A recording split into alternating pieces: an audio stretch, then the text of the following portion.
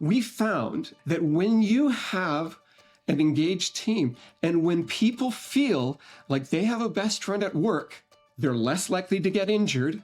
They're more likely to show up on the job, more likely to work safely. They're going to take less time off. They're going to be more productive. And it comes down to this idea that when you have a best friend, you've got somebody you trust. You've got somebody who's watching your back. So if you're doing hazardous work, your buddy over there is like, wait, watch out for that thing. They're going to be paying attention because they like you. They trust you. They want you to do okay. You matter to them. And they matter to you. You're going to be watching their back. And so as a result, people don't get hurt. They go home safely.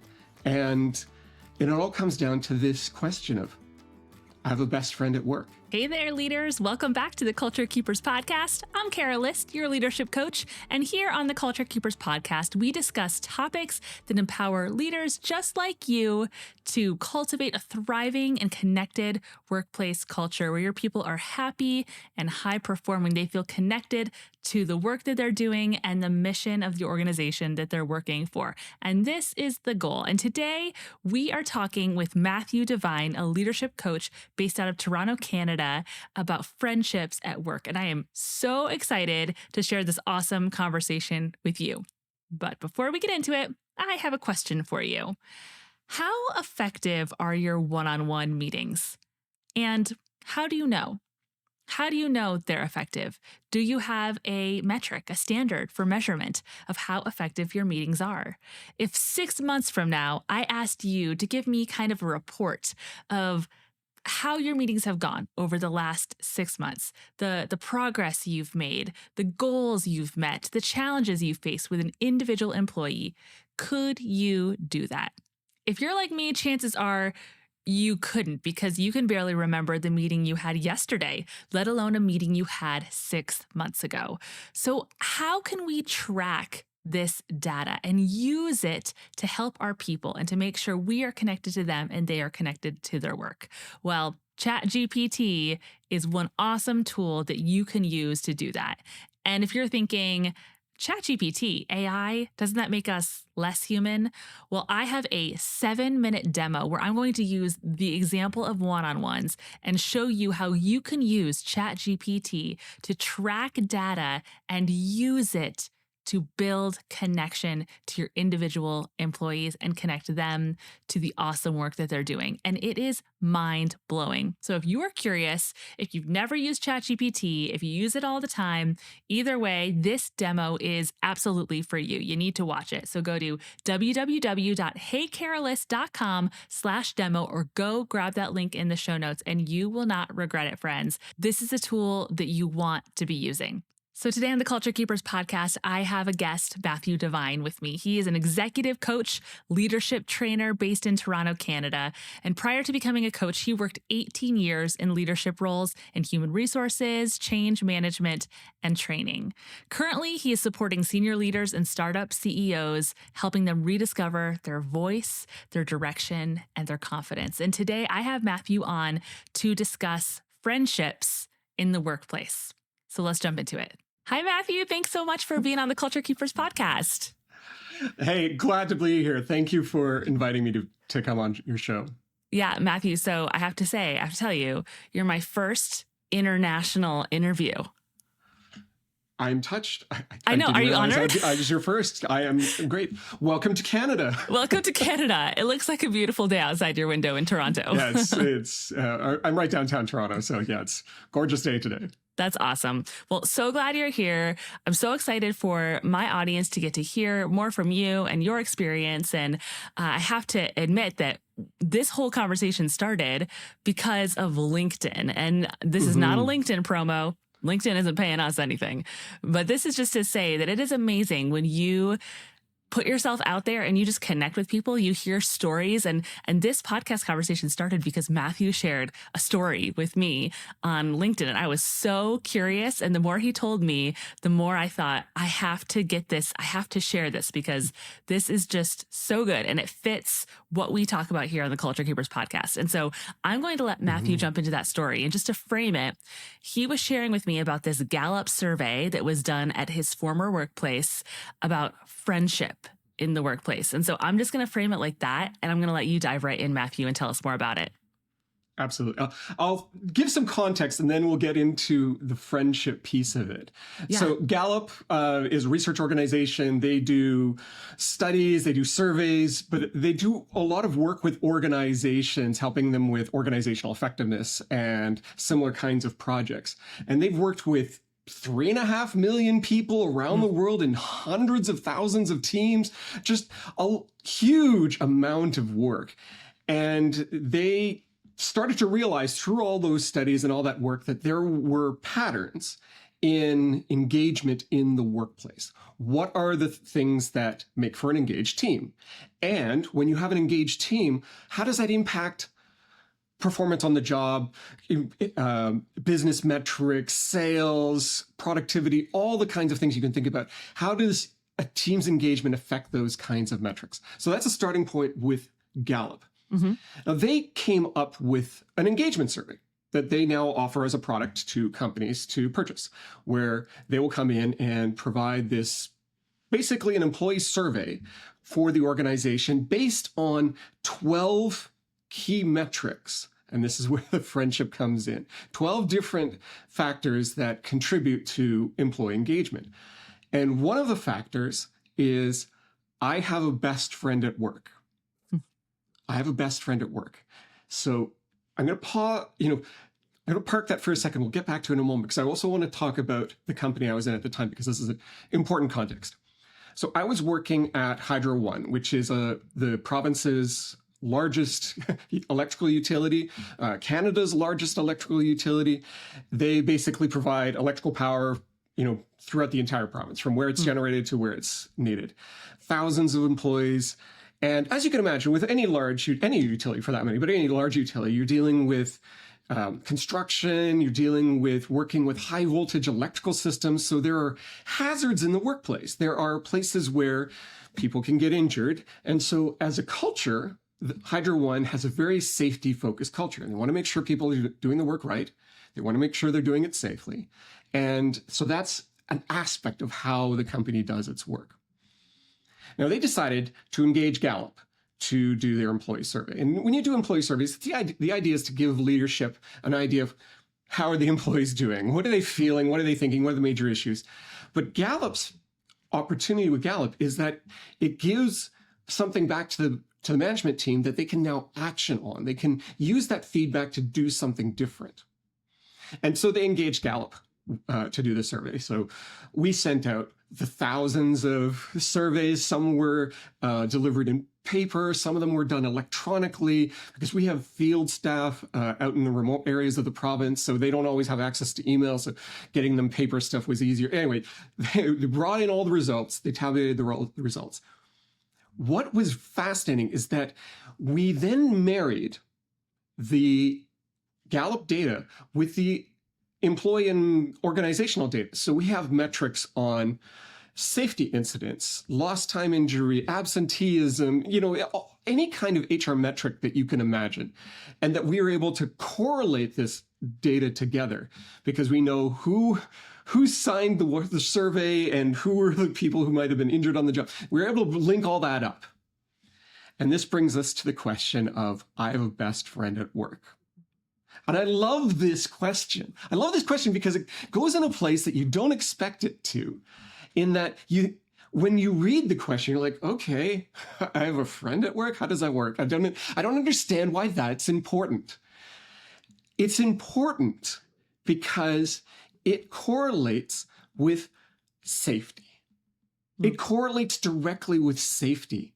And that we found, and it's backed up in Gallup's rest of their data, but we found it directly within our own metrics, that when you have an engaged team and when people feel like they have a best friend at work, they're less likely to get injured, they're more likely to show up on the job, more likely to work safely, they're going to take less time off, they're going to be more productive. And it comes down to this idea that when you have a best friend, you've got somebody you trust. You've got somebody who's watching your back. So if you're doing hazardous work, your buddy over there is like, ho, ho, ho, wait, watch out for that thing. They're going to be paying attention because they like you. They trust you. They want you to do okay. You matter to them. And they matter to you. You're going to be watching their back. And so as a result, people don't get hurt. They go home safely. And it all comes down to this question of, I have a best friend at work. And the wording was also very particular. Gallup studied this to death. They looked at different ways of asking this questions. Do you have a friend at work? Are you friendly with your colleagues? Do you like your coworkers? There's all sorts of permutations of how they asked this question. But the data didn't work out right. Like you couldn't, it wasn't predictive enough until you asked the question, I have a best friend at work. When you asked it in that way, it became predictive of better safety metrics, better productivity, lower absenteeism, on and on and on and on. Yeah. And I mean, when you think about it, it makes sense, but it's just to have data like that is powerful, to actually have it on paper. So, you're talking about Hydro One and the safety risks, but I would say that there are people in organizations and companies across the entire world who aren't in a working environment that might be hazardous to their physical health, but they definitely feel like it's hazardous to their emotional and mental health. And so I think that, I'm guessing that data like immediately transfers right into I feel 100%, safe at 100%. work, even if I'm not like climbing telephone poles. Yeah. And Hydro One is an example where there is a hazard in the workplace for a lot of the field staff and engineers. But you're right. If you're working at a bank, for instance, you're not going to be exposed to hazardous materials or anything like that. But it's 100% still applicable. If you have that close connection, these are the people that are going to watch out for you. They're going to be the ones who, care for you when you encounter a stressful situation. Or you're going to help them when they encounter something that's difficult. Yeah. Same lesson, same connection applies.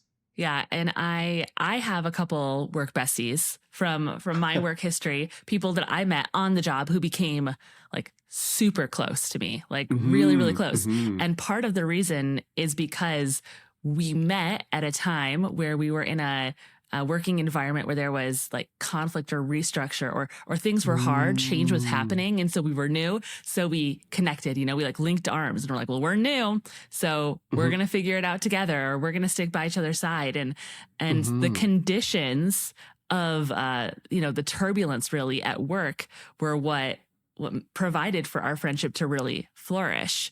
And I just think back to those times and I think, man, I would have felt so alone.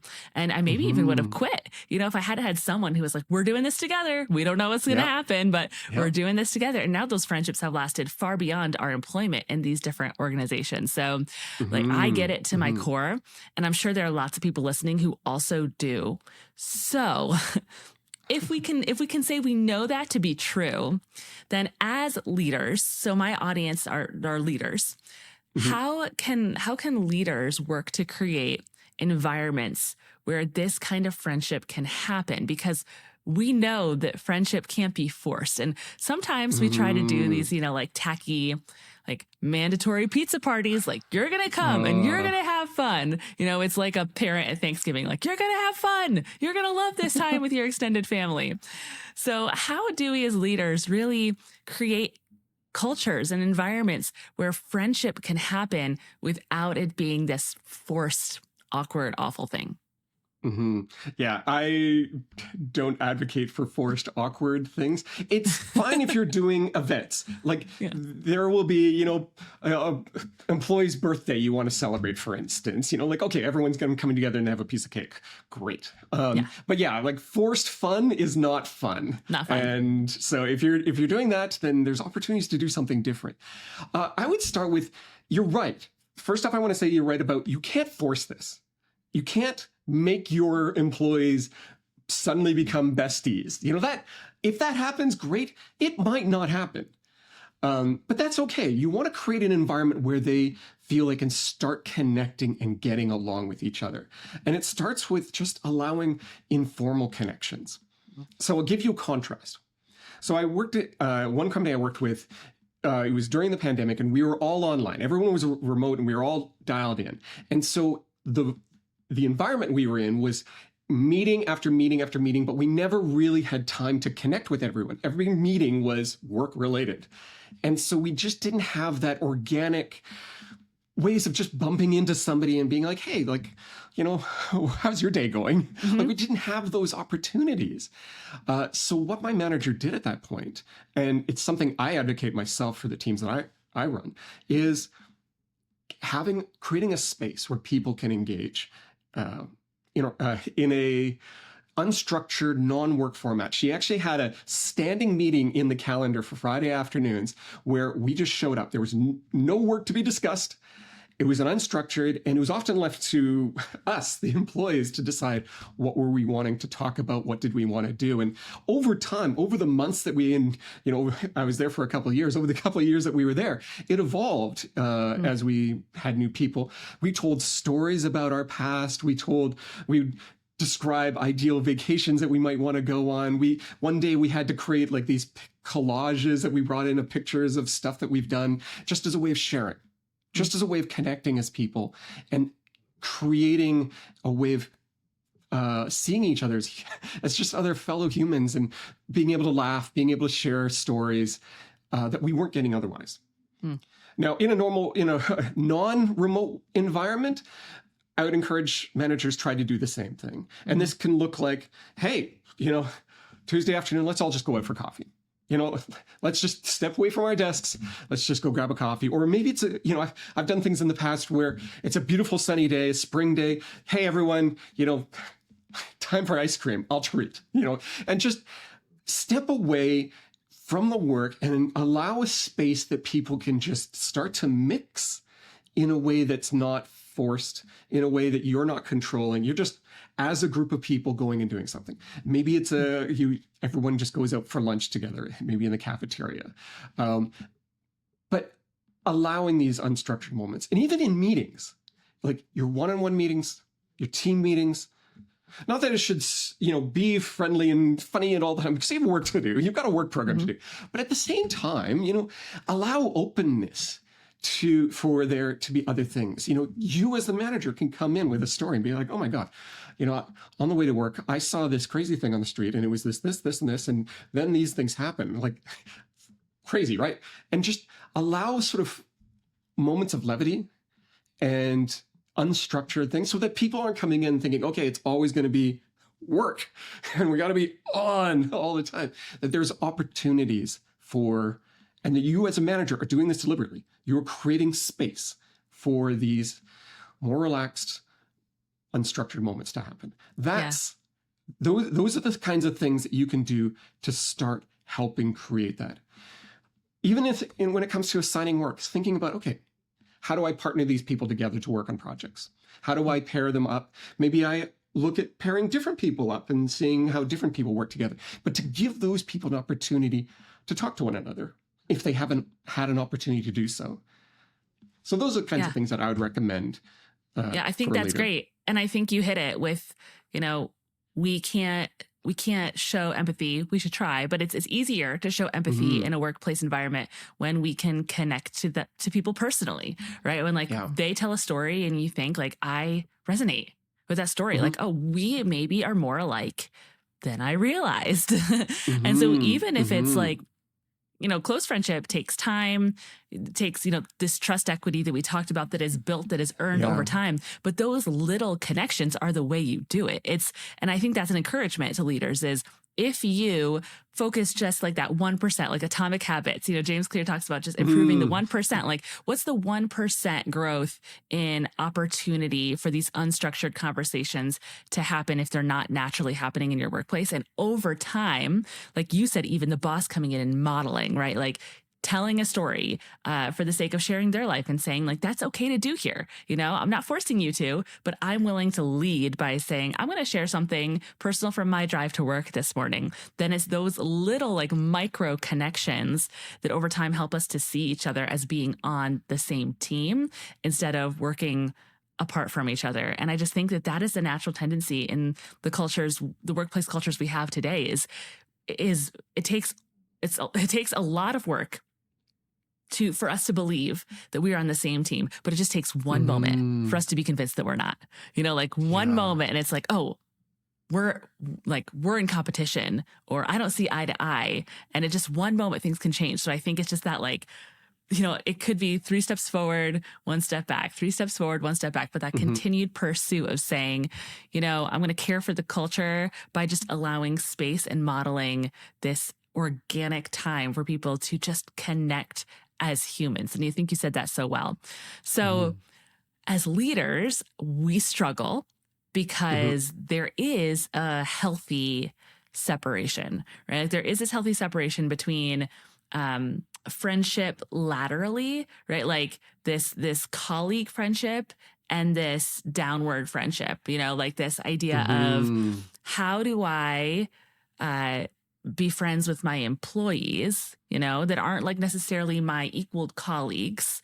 How do I be friends with them in a way where it's still healthy on all sides? Because no one wants a boss who comes into their office every morning and is like, can we talk? I had a bad day yesterday. They need you to be their boss. They need you to be okay. And you don't have, as the leader, you don't reserve the rights to that in your workplace. And I too often compare leadership to parenting, and I don't mean to. It's just how it is sometimes. And I think my kids don't have to earn the right for me to be the parent. It is my job. It is my job. And there are things about being a parent that means I can't depend on them emotionally for things, right? That's not their job. Their job is to be the kid, and my job is to be the parent, the adult.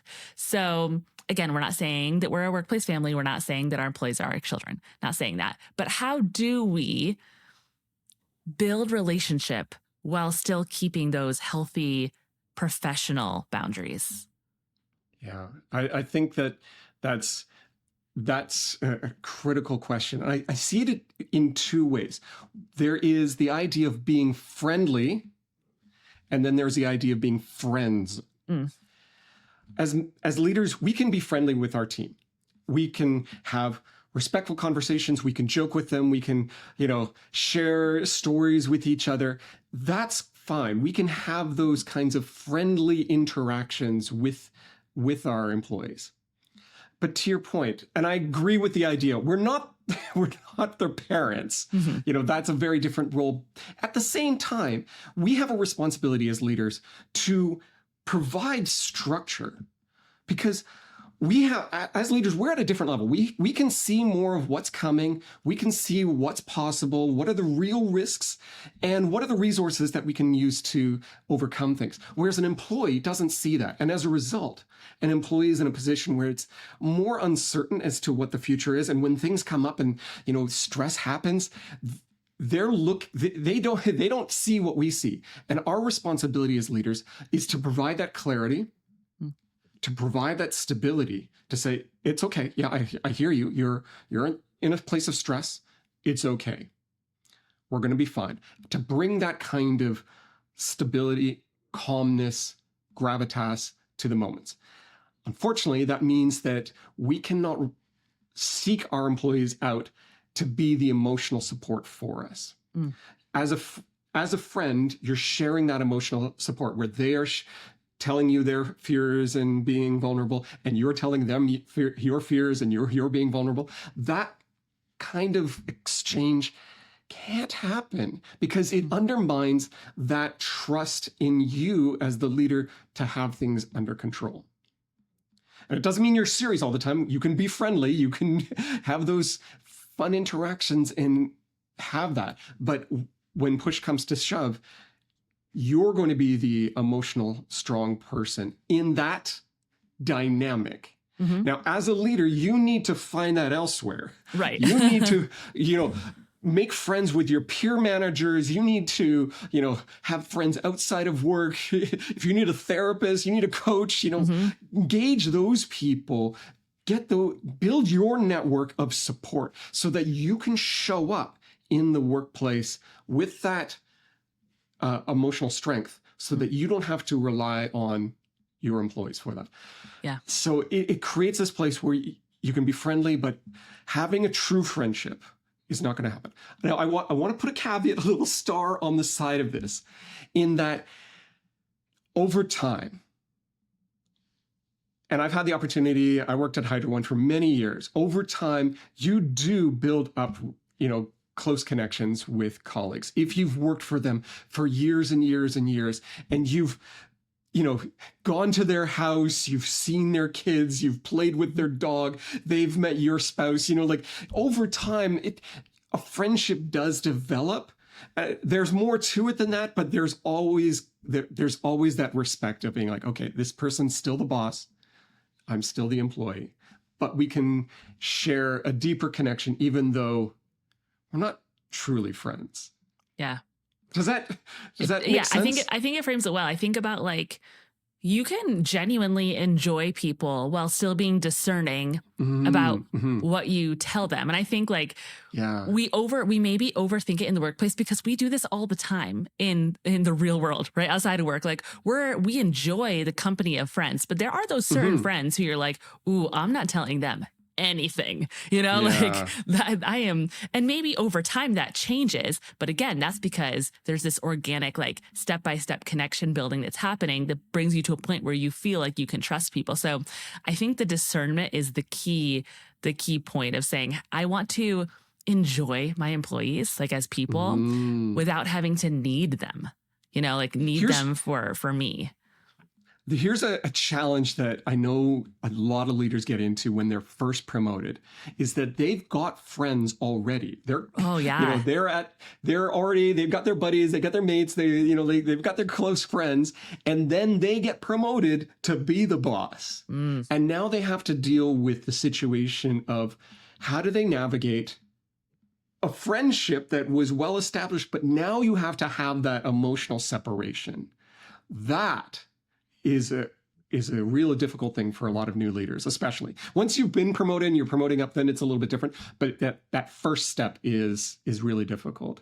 And if any of your audience are in that situation, there's several things you can do. One is sit down with a person and when you've been promoted and have an open conversation to say, this friendship it will change. Let's talk about it. How do we feel about it? Because you're going to be in a role where you need to performance manage that person. You're going to need to say things that they may not want to hear, they may not like to hear. And you need to have that as an open conversation. Say, if I needed to tell you need to work harder, how do you feel about that? How do you want me to have that conversation with you? How do we want to work this through so that we can still work together in a friendly fashion, that we can still honor the friendship, but at the same time, get the work done and do it respectfully.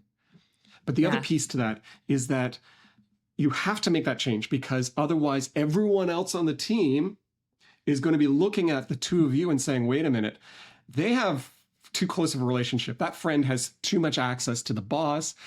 What's going on? Are they getting, secret information behind the doors? Are they getting special bonuses or perks? Or, are they getting better work assignments because they're friends with the boss?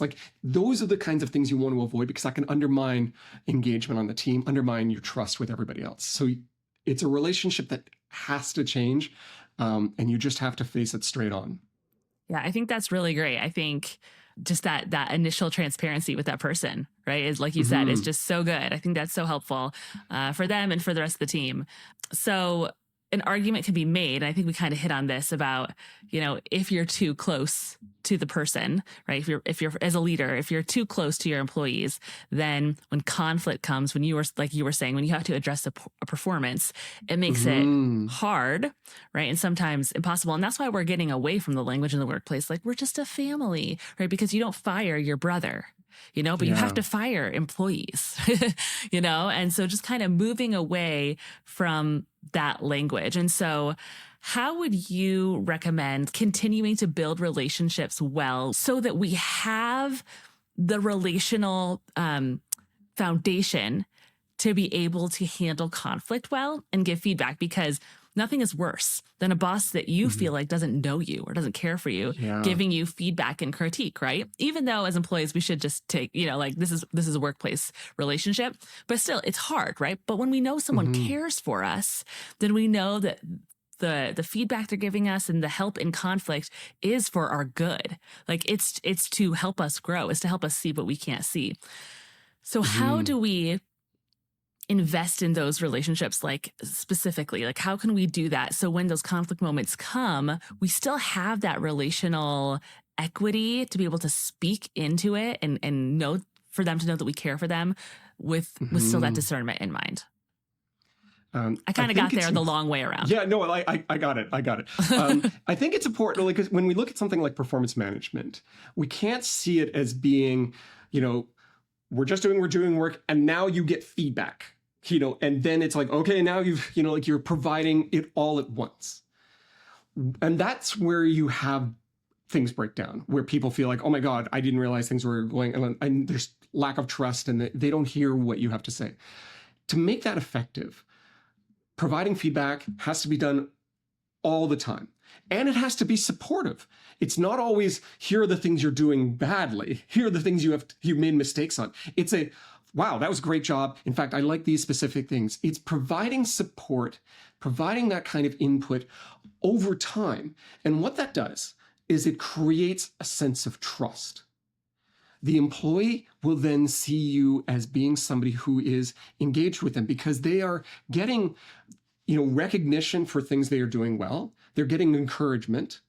They're getting minor adjustments along the way, not big, negative feedback, but just like, hey, just to tweak a little bit on this and you're great. Like little stuff along the way to say, hey, we're working on making you the best you can be, so that when you get to that annual performance review or when something happens where there's a big upset or there's a big change or you need to fire somebody, you've already established that relationship so you can have that conversation. So that's part one, is just make sure you're engaging your employees continually. Good stuff, bad stuff, but always with the point of where I, as your boss, am here to support you, and I'm actively doing that so they can see it. Yeah, I love, sorry, I'm going to add one little note. I love the idea of like, as long as you're still hired, as long as you're still employed here, I am for you. Yeah. Right. Like I'm not trying to catch you doing something wrong. Like if I'm still employing you, then I want you to win. And so that constant like championing of like this feedback that it's consistent, like you were saying, the good, the hard, the bad, that's consistent all the time. So no one's surprised at an annual performance review is reminding them that I want you here. Like we want you here. And that does something for belonging, mattering. Sorry. Okay. Your next point. Yeah. The next thing is what I call situational leadership, but basically adapting yourself depending on what the needs of the situation are and what the needs of the employee are. And this includes modulating your voice and changing your behavior. So for example, I'll give you an example. I had a boss that used to do this extremely well. That when it was a serious time, she commanded the room. Her voice was strong, it was clear, it was solid, and there was no questioning who the boss was. She brought that to the table. But she was so good at adjusting it that I have a different example where she came in after a weekend, after seeing some movie, and she was dancing and singing this song from the movie. I forget what the movie was, but it was bananas. And we're all like just looking at this and thinking it was the most hilarious, stupid thing in the world. Yeah. But she was able to play the lines so that, she could come in and create this experience of just silly fun, and that we could laugh at her and it was all good fun and cheer, and that she could adjust her behavior all the way from serious, I'm in charge, to just fun, we're all just having a great time. And she used that all the time. Throughout the day, it would go up, down, back, forth, depending on what was needed in that situation. And as a result, what we learned is that, she would basically communicate to us, is this a serious moment? And we'd be like, okay, we get it. The boss is serious right now. We understand. So it never came as a surprise because we were already familiar with her expression. And as a leader, one of the opportunities and a skill that I encourage all of you to practice is playing that line. How do you get to a more serious place? How do you get to a more curious place and be engaged? How do you get to a more emotional place where you're responsive and to the feelings of the people in the team? And how do you get to the fun place? And all the other dimensions that might be required. But learn how to move into those spaces, not only in response to what you're seeing, but also as a way of creating those experiences. You want your team in being curious and asking questions? Get curious. Lean in and ask questions and, point out things. Create that energy so that your team follows with you. And so when you do that, you can create a trust because they will see you, no matter how you're expressing, they understand what this moment is. And I think that is so good. I think that a lot of bosses live at a high stakes level too much, right? Like everything feels high stakes, and especially feeling the pressure to be the boss. It's like that intensity has to be there all the time, right? But then all of a sudden that intensity doesn't mean anything, right? It's like that. Yeah. It's like the boy who cried wolf, It's like if someone is coming at us with like these high stakes, high emotions all the time, you start to disregard it because you're like, oh, it could be like they got a paper cut, they magnified it. You don't have any range because when something really goes bad, you don't have the ability to take it to the next serious level because you're already at that, Yeah. So this gives you range to deal with any manner of experience. But you can be serious. It doesn't mean that you have to be funny or anything like that. You can still be serious. You can still be, we're here to focus on the work, and I'm just I'm a serious person. That's okay. But you need to learn how to play it so people know that's okay. He's serious, but this is sort of normal level serious. But now he is really serious and he is really engaged. To bring your voice to the next level. But that's not where you start. You're not starting at 11. You're starting at 7, for instance. Right. And you reserve that 11 for when you really need it. Exactly. And it's done intentionally. You're not doing it all the time. You're doing it for a reason. Yeah. And I think that right there is exactly what you said. It like circles back to the people who work for those kinds of leaders feel safe. Because they know it, because they know exactly what's at play. Like nothing is worse than not knowing, like, are we in a good spot? Are we in a bad spot? It's like when you get no feedback, right? People would rather have like negative feedback than no feedback, because no feedback just leads you to all this fear. Like, what are they thinking? Because I don't know. And same with your leadership style, right? Like if you're not intentional, then people just don't know. And not knowing leads to fear, and fear leads to fear erodes trust. And so I think that full circle moment of like, what's the ultimate goal? Like the ultimate goal of us wanting people to have friends at work is so that they can trust each other, so that together that connection means we are a stronger team and we can accomplish our mission. And we can enjoy doing it, together. And then likewise, like in my leadership, what is my goal of how I present myself as a leader? It's so that my people can trust me, so that we can build the right relationships so that they, at the end of the day, feel safe. And when your employees trust you, in a way, it's not a friendship, but your employees will, step up to support you if they feel like you're there to support them. Yes. That they will, back you up. They will provide the information. They will fight on your side if that's necessary. Yeah. But that comes with building that trust. Yeah. And I love the question. Kim Scott at Radical Candor encourages bosses to ask the question, what could I do or stop doing that would make it easier for you to work with me and for me? I love that question. And I think that you cannot expect an employee to answer that honestly unless you've done this, right? Like, unless you've done this, the question is pointless. Although if you are starting a brand new leadership role, that's a good question to start with. Yeah. Right? Because it allows you to introduce yourself to them and say, I'm open to this feedback. Yes. You and I don't know each other, but I'm open to this feedback. I want to be able to work with you and be a great boss for you. What do you need from me? That's a great starting point.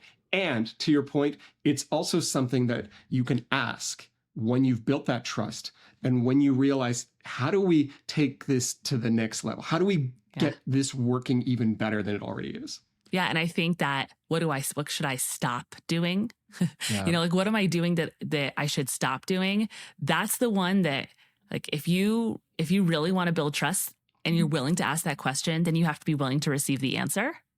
And it's that pattern of like humility and receiving and asking for the feedback of how can I change that continues to build this like safety net of, okay, yeah, like we're here for each other.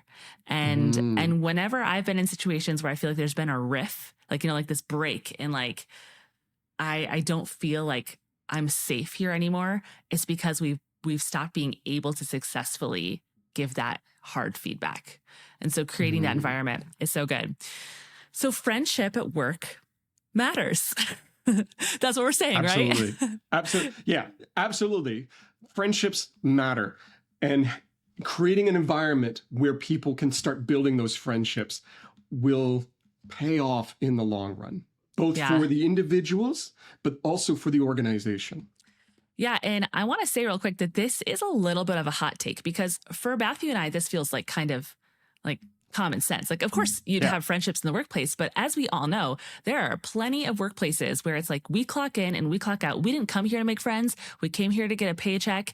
And I respect those people who feel that way, but I just think as leaders, we can do better. Like, I think that a lot of people feel that way because they haven't ever experienced what it's like to feel really cared for in the workplace. So why would they look for it if they're only going to be disappointed again or hurt again? So in that questioning of, do my people want this? Like, do they really want to show up to work and have friends? Am I pushing too much on them? I want to challenge the leaders to call yourself to a higher standard of personally caring for people, because it always, it can only help, right? Like it can only build the culture of your organization.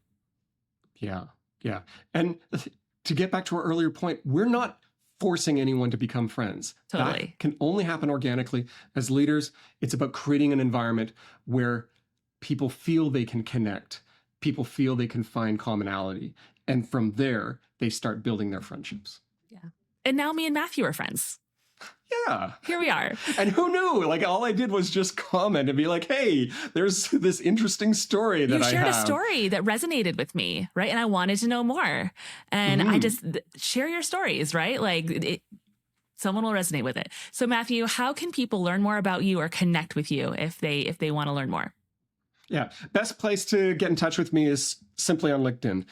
Look up Matthew Devine and you can send me a direct message and we can go from there. That's the best way to reach me. I will include Matthew's links in the show notes. So Matthew, thank you so much for your time today, for sharing just yourself with us and your leadership experience and knowledge. And I know that my audience has benefited so greatly from it. So thank you so much for being here. Glad to be on your show. So thank you very much. This has been wonderful.